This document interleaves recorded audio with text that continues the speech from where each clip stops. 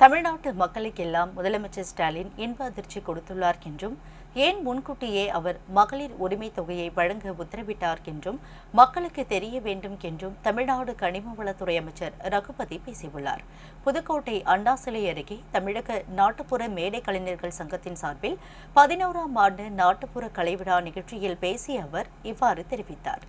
எல்லா வருஷத்துக்கு சேர்த்து நீ எத்தனை கடனை பாக்கி வச்சுட்டு போனாலும் அந்த கடனையும் கட்டி நான் புதிதாக மக்களுக்கு செய்யக்கூடியவன் என்பதை நிரூபித்துக் கொண்டிருக்கிற முதலமைச்சர் நம்முடைய முதலமைச்சர். நேற்று காலையில தமிழ்நாட்டு மக்களுக்கெல்லாம் ஒரு பெரிய சர்ப்ரைஸ் கொடுத்தார். அதான் 5000 ரூபாய். யாரும் கனவுல கூட நினைச்சிருக்க மாட்டீங்க.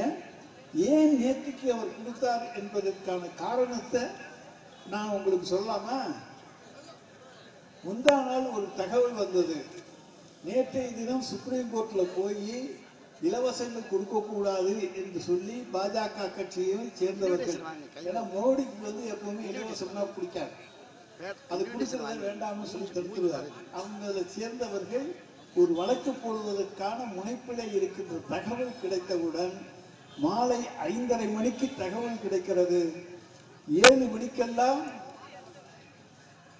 நம்முடைய துணை முதலமைச்சரையும் நிதித்துறை அமைச்சரையும் நம்முடைய தலைமைச் செயலாளர் அதே போல நிதித்துறை செயலாளர் இவர்களே அழைத்து நாளைக்கு காலையில் 7 மணிக்குள்ள அந்த ஏழைகளுக்கு அதே போல மகளிர் உரிமைத்தொகை பெறுகின்றவர்களுக்கெல்லாம் மாதம் 1000 ரூபாய் மீன் 3000 ரூபாய் கொடுத்துருக்க 3 மாதம்னு சொல்லி எல்லாரும் அவர்கிட்ட சொல்றாங்க. உடனே அவர் அதுக்கான கோப்புகளை தயார் செய்யுங்கள் என்று சொல்லுகிறார். கோப்புல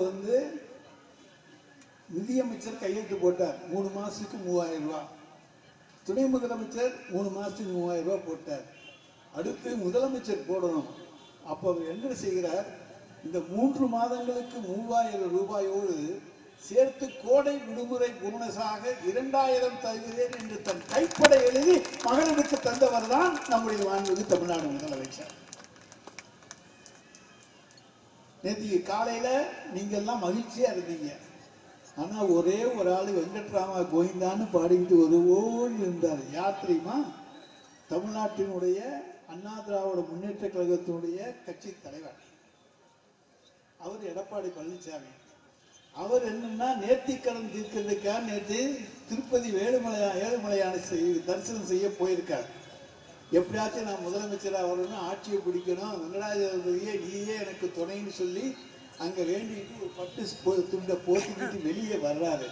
வந்து அப்படி அண்ணாந்து பார்த்து கும்பிடுறாரு கோபுரத்தை.